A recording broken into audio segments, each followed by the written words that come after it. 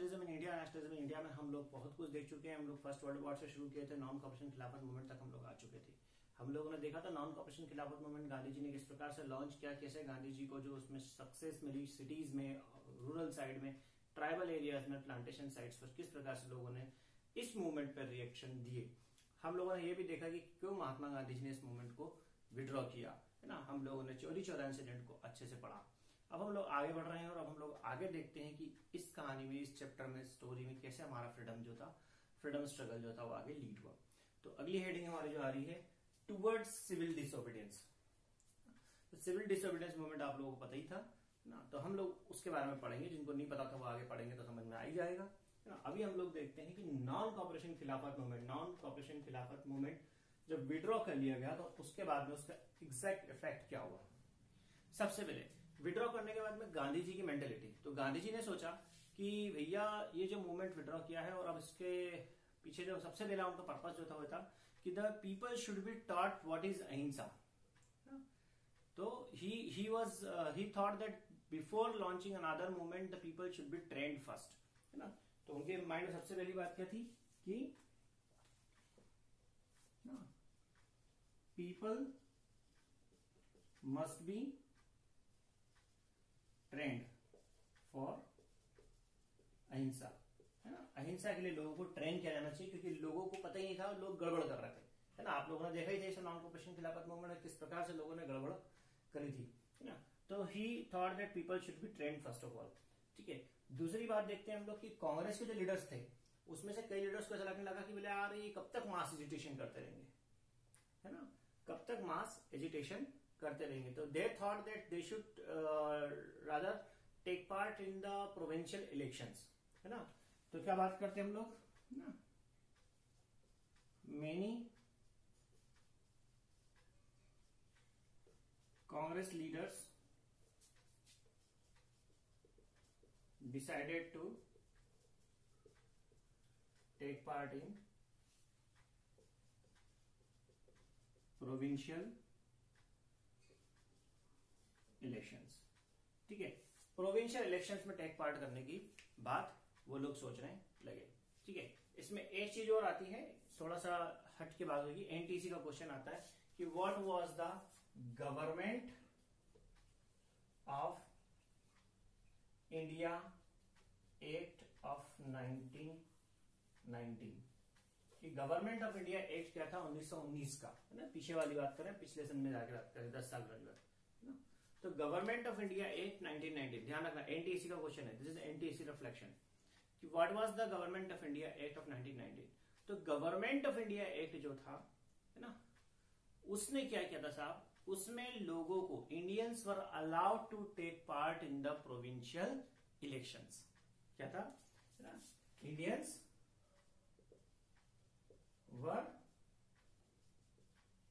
Allowed to take part in provincial election, कि Indians को provincial election में participate करने के लिए अलाउ किया गया था। तो this was the government of India act that came in the year 1919। इस पे एनटीएससी में कभी कभार क्वेश्चन आ जाते हैं, ठीक है। तो ये एनटीएससी कॉर्नर है, इज दिस क्लियर। तो इस एक्ट के तहत लोग यहाँ पर, हमारे कांग्रेस लीडर्स ने डिसाइड कर लिया, बहुत सारे लोगों ने, कि यार अपन तो इलेक्शन में पार्टिसिपेट करेंगे। सो है ना, तो they went oppose against the mass agitation, है ना। तो क्या बोले वो कि रादर डूइंग मास एजिटेशन या मास मूवमेंट की जगह पर, है ना, हम लोग तो जो है इलेक्शन में टेक पार्ट करेंगे। तो ये उन लोगों की मेंटेलिटी हो गई, उन लोगों ने इस प्रकार से सोचना शुरू कर दिया।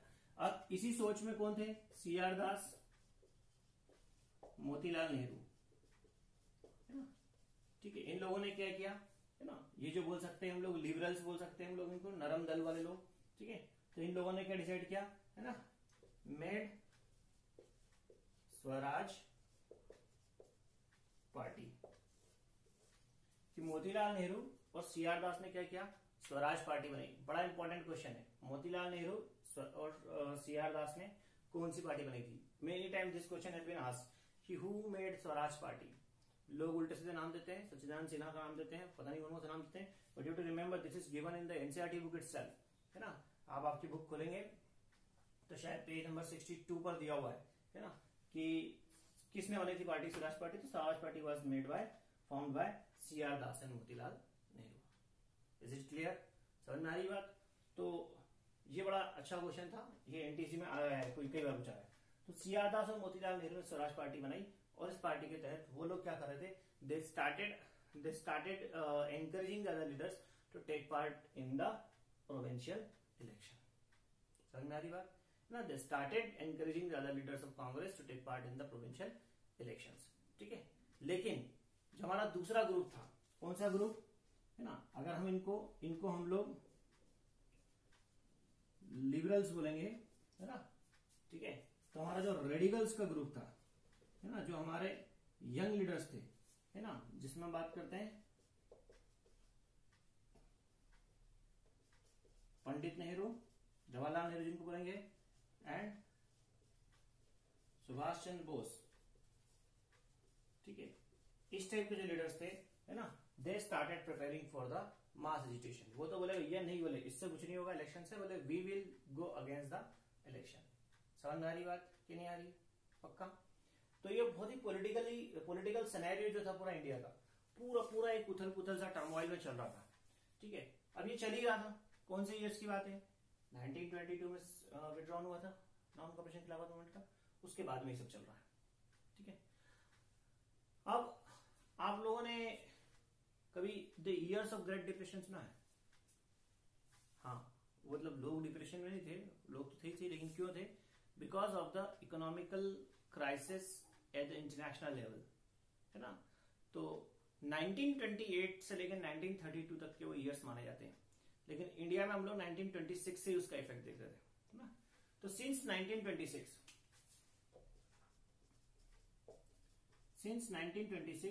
है ना, crops have failed many time.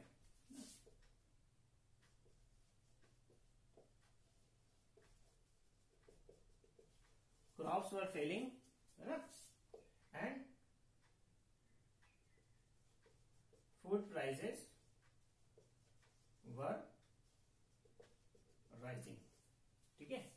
Prices बढ़ रही थी और क्रॉप्स जो थी वो फेल हो रही थी। क्रॉप्स फेल होने से प्राइसेस बढ़ने लगी ऑटोमेटिकली, ठीक है। दोनों हैंड इन हैंड साथ साथ चलते हैं, ठीक है। तो कब से चल रहा था? 1926 से। मतलब पॉलिटिकली तो देखा जाए तो कंट्री में उथल पुथल चल रही थी ना, नथिंग वॉज स्टेबल, ठीक है। पब्लिक में भी कुछ भी स्टेबिलिटी नहीं थी, है ना। People were also not stable. तो पूरे ही देश में मामला थोड़ा सा बिगड़ा हुआ था, ठीक है। तो सीइंग ऑल दिस थिंग्स, है ना, हम बोल सकते हैं the country was on turmoil.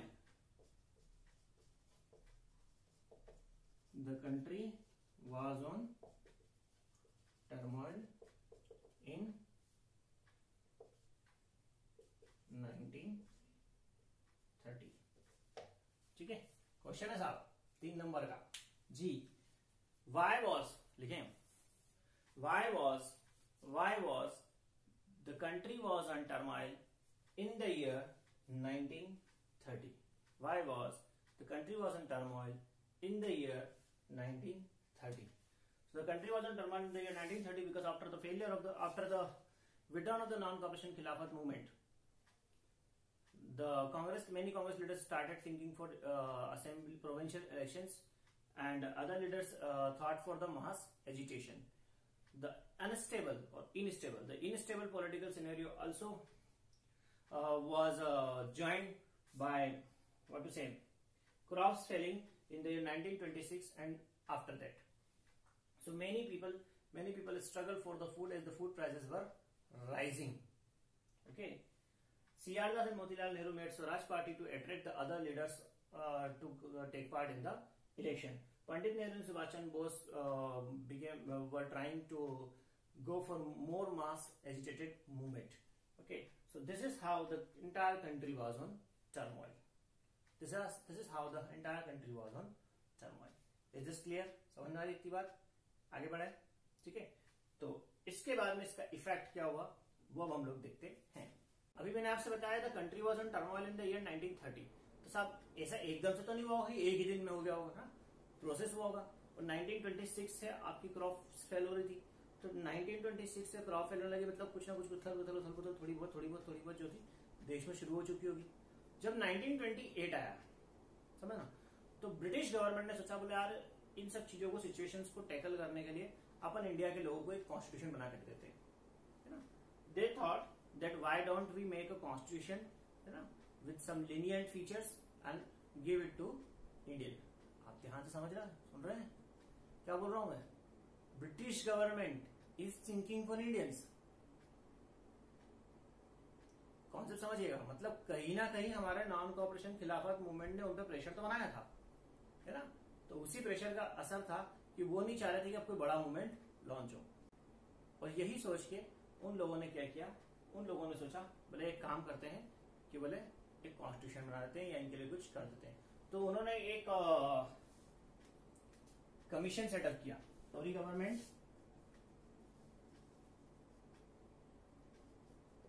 Government set up a statutory commission. ठीक है, क्यों क्या commission set up? To look into the functioning of constitution of India and to suggest changes in it.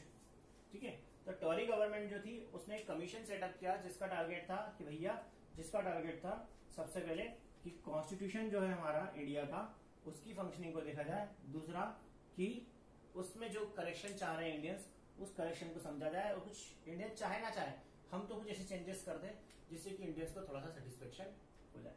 मतलब अल्टीमेटली जब बच्चा बहुत ज्यादा रो रहा था आइसक्रीम के लिए, तो उसको बर्फ का लड्डू पकड़ा करके चुप करा दिया जाता है। They were thinking in that way. तो ये कमीशन किसकी लीडरशिप में आया था? Sir John Simon. कब आया था? 1928। तो साइमन कमीशन के नाम से इसको देखा। तो when this came to India, the Indian leaders on both sides, the liberals and radicals, है ना, दे बिकेम एंग्री, गुस्सा हो गए। बताइए क्यों?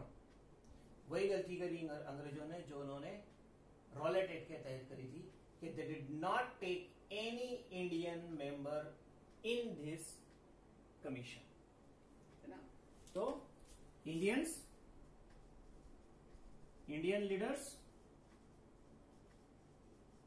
Protested with slogans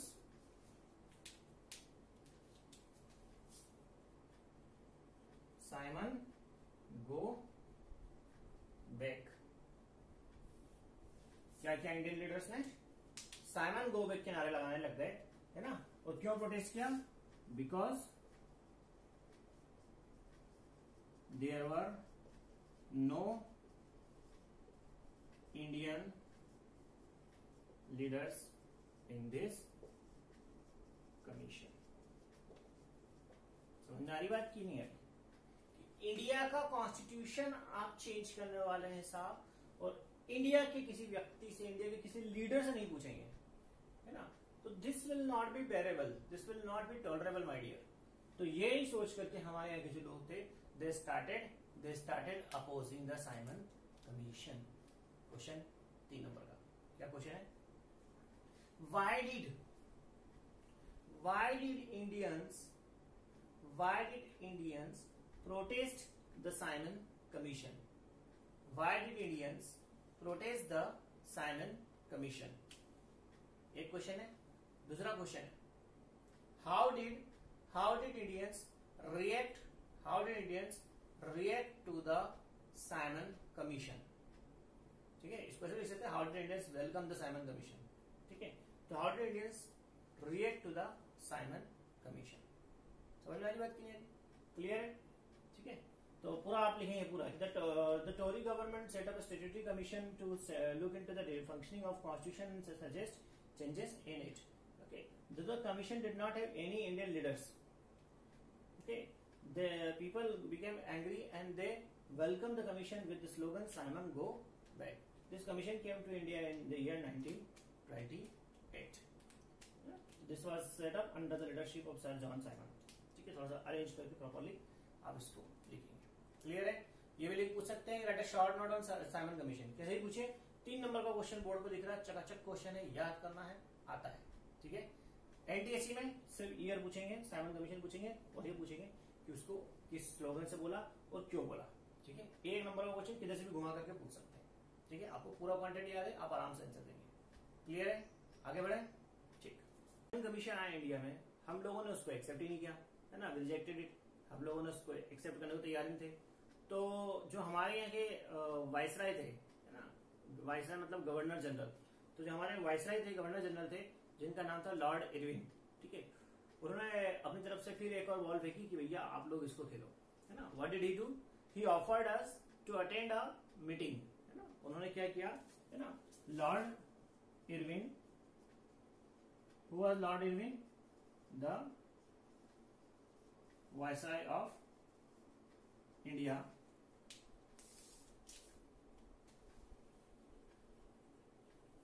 offered a, क्या कहेंगे, गिव अ वैग्यू ऑफर. एक बकवास का ऑफर दिया उन्होंने हमें. क्या दिया, है ना, to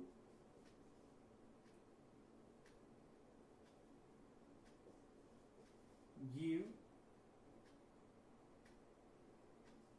dominion status to India. ठीक है. कि Indian government will be ruled by British, है ना, and to attend a round table conference. है ना. क्या बोल रहे हैं हम लोग? लॉर्ड इरविन ने 19 अक्टूबर 1929 में, ना, कब दिया ये? अक्टूबर 1929 में ये ऑफर दिया. अक्टूबर 1929 में he offered us to attend a round table conference. ठीक है. गांधी जी को ऑफर दिया गया कि सब आप आए, राउंड टेबल कॉन्फ्रेंस को अटेंड करें. ध्यान रखना, राउंड टेबल कॉन्फ्रेंस पे क्वेश्चन बनते हैं एनटीएससी में. तो विच राउंड टेबल कॉन्फ्रेंस? अभी तक इसके बारे में बात करिए मैंने आरटीसी की, राउंड टेबल कॉन्फ्रेंस की नहीं. तो इस राउंड टेबल कॉन्फ्रेंस को बोलेंगे हम लोग राउंड टेबल कॉन्फ्रेंस 1, है ना. एक बार पूछा गया क्वेश्चन है कि which of the following round table conference was attended by Gandhi ji. समझ बात को, है ना. और उसमें 3 दे दिया, आरटीसी 1, आरटीसी 2, आरटीसी 3, है ना. And the right answer was RTC 2. First वाली उन्होंने अटेंड नहीं करी. So the British Lord Irwin gave us the offer to attend round table conference which we denied. Gandhi ji ने अटेंड नहीं करी on the suggestion of Congress leaders. Congress के leaders ने कहा कि नहीं करना, अटेंड नहीं करना. बोलेंगे काहे के, बोले क्यों करें, है ना, अब हम हमारे साथ चलेंगे. ठीक है. अब क्या होने लगा कि, है ना, गांधी जी डिनाइड. ठीक है. उन्होंने मना कर दिया इसको अटेंड करने से. गांधी जी डिनाइड. ठीक है. उसके बाद में क्या हुआ, कांग्रेस के जो 2 तरह के लीडर्स थे, है ना, जो लोग चाह रहे थे कि इलेक्शन में टेक पार्ट करके इलेक्शन के थ्रू जो है पार्लियामेंट में पोजीशन बनाया है और उसके बाद में अपनी बातें जो है अंग्रेजों से मनवाए. ठीक है. उन लोगों का कांग्रेस में वैल्यू थोड़ा सा, उनकी इंपॉर्टेंस जो थी कम होने लगी. ठीक है. क्या बोलेंगे, liberals gradually lost their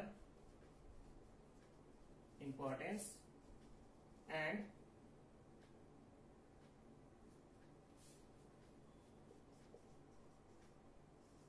young YOU and young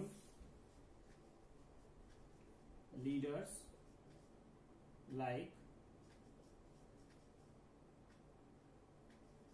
Nehru and Bose stronger. ठीक है. यह होल्ड स्ट्रॉन्ग पोजीशन. ठीक है. तो क्या लगा, धीरे धीरे जो था समय परिवर्तन हो रहा था. ठीक है। तो अब जो यंग लीडर्स थे, नेहरू, सुभाष चंद्र बोस टाइप के लीडर्स है ना, जो मास एजिटेशन में बिलीव कर रहे थे, जो किसी भी तरह से जो स्वराज हासिल करने के लिए तैयार थे, इन लोगों की डिमांड, इन लोगों की जो थी सपोर्ट इन लोगों को ज्यादा मिलना है। समझ में इस पॉइंट का बहुत अच्छा मीनिंग निकलता है। क्या हो रहा था कि लिबरल जो थे क्या चाह रहे थे, अंग्रेजों के ही कॉन्स्टिट्यूशनली फ्रेमवर्क में काम करना चाह रहे थे, और ये लोग क्या चाह रहे थे कि अंग्रेजों चले जाएं, है ना, पूरी तरह से भारत देश छोड़ के चले जाएं, और हम लोग हमारा कॉन्स्टिट्यूशन बनाए, हमारा देश, हमारी गवर्नमेंट, हमारा सिस्टम। ठीक है। तो मतलब अब कहीं ना कहीं डिमांड ही हमारी चेंज हो रही थी, है ना, समझना। पहले जो डिमांड थी हमारी, we wanted some leniency from Britishers, we wanted rights from Britishers, we want freedom from Britishers, okay, and we could allow them to live with us, but now the things were changed. Now we wanted the Britishers to leave our country. We wanted full freedom. We wanted full freedom. बहुत ध्यान से सुनना साहब, NTC का 1 number का question, NTC का एक और क्वेश्चन आ रहा है। क्या क्वेश्चन आ रहा है, सुनना। पहले क्वेश्चन सुनो, पहले एक्सप्लेन करो। क्वेश्चन सुनो, question, who demanded full Swaraj, who demanded full Swaraj in India, है ना, कि फर्स्ट टाइम, पहली बार फुल इंडिपेंडेंस की डिमांड किसने करी थी। लिख लिया क्वेश्चन, लिख लो। हु डिमांडेड या who raise the demand of the full freedom, full Swaraj in India, पूर्ण स्वराज की डिमांड किसने करी थी। क्वेश्चन हो गया। ठीक है। एक और क्वेश्चन बनता है, कि in which session of Congress the demand of full freedom was raised. देखा, in which session of Congress the demand of full freedom was raised, है ना। लिखें और समझें। तो हम बात कर रहे हैं Lahore session of Congress, Lahore session of Congress December 1929। ध्यान रखना, दिसंबर 1920 में हुआ था नागपुर सेशन ऑफ कांग्रेस, और दिसंबर 1929 में हुआ लाहौर सेशन ऑफ कांग्रेस, है ना, और सितंबर 1920 में हुआ था कलकत्ता सेशन ऑफ कांग्रेस। तीनों सेशन याद करना, मैंने आपको कहा था सेशन सारे याद करेंगे आपको। तो लाहौर सेशन ऑफ कांग्रेस में क्या हुआ साहब, पंडित नेहरू,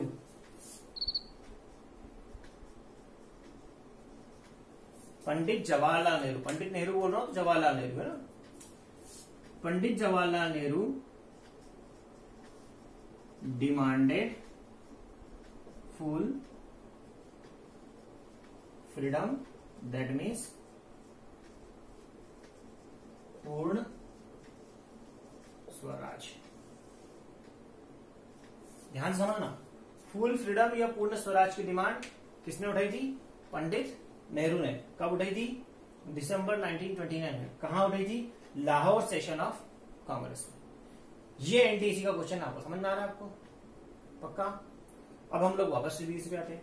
सीबीएसई क्या बोलती है, सीबीएसई बोलती है कि जब लीडर्स, जब देखा जा रहा था कि हमारे जो लिबरल लीडर्स थे उनकी थोड़ी सी इंपॉर्टेंस कम होती जा रही थी, और जो हमारे थोड़े से रेडिकल लीडर्स थे उनकी इंपॉर्टेंस बढ़ती जा रही थी, तो हमारे पंडित जवाहरलाल नेहरू ने क्या किया, उन्होंने एक Lahore session of Congress attend किया। उनकी प्रेसिडेंसी, जब कांग्रेस के प्रेसिडेंट बन चुके थे शायद वो, तो उनकी प्रेसिडेंसी में कांग्रेस में क्या किया गया, दिसंबर 1929 में पूर्ण स्वराज अर्थात फुल फ्रीडम की डिमांड रखी गई। ठीक है। ही सजेस्टेड, या उन्होंने कहा, है ना, he demanded people to celebrate independence of India on 26 जनवरी 1930। क्या कहा, उन्होंने कहा कि 26 जनवरी 1930 के रोज, 15 अगस्त नहीं, 26 जनवरी 1930 के रोज, 26 जनवरी 1930 के रोज, we will celebrate the independence of India, है ना, कि इंडिपेंडेंस डे सेलिब्रेट किया जाएगा। सब इंडिया इंडिपेंडेंट नहीं हुई है, but still he was in the mood to celebrate the Indian independence. What was his ideology, उसकी थॉट क्या थी, उनकी थॉट थी कि भैया इंडिपेंडेंस डे के नाम पर हम लोगों को इकट्ठा करेंगे, there will be mass people and we will ask them to take a pledge. सब लोग एक प्लेज लेंगे, कसम खाएंगे, है ना। और वो क्या कसम खाएंगे, वो कसम आपकी पेज नंबर 63 पे दी हुई है, राइट हैंड साइड पे सोर्सेस में, है ना। तो वो पढ़ लेना वहां से कि कसम खाएंगे साहब हम लोग कि हमको हमारा देश को आजाद कराना है ना, और अंग्रेजों को हमको भारत से हटाना है, हमें पूर्ण स्वराज चाहिए, फुल फ्रीडम चाहिए। फुल फ्रीडम मतलब अंग्रेज भारत में होना ही नहीं चाहिए, है ना। मतलब जैसे अभी आप लोगों ने साउथ अफ्रीका कभी आपने देखा हो तो वहां पर अंग्रेज भी रहते थे और व्हाइट भी रहते हैं आजादी मिलने के बाद में भी, और व्हाइट भी रहते हैं, ब्लैक भी रहते हैं, लेकिन हमारे यहाँ हमेशा नहीं चाह रहे थे। तो पूर्ण स्वराज की डिमांड हम लोगों ने करी, है ना। कब करी, लाहौर सेशन ऑफ कांग्रेस में करी। कब करी, दिसंबर 1929 में करी। किसने करी, पंडित नेहरू ने करी, ठीक है। और क्या कहा कि इंडिपेंडेंस डे सेलिब्रेट करेंगे, और इंडिपेंडेंस डे सेलिब्रेट हुआ 26 जनवरी 1930 को। But he could not secure, he could not gain majority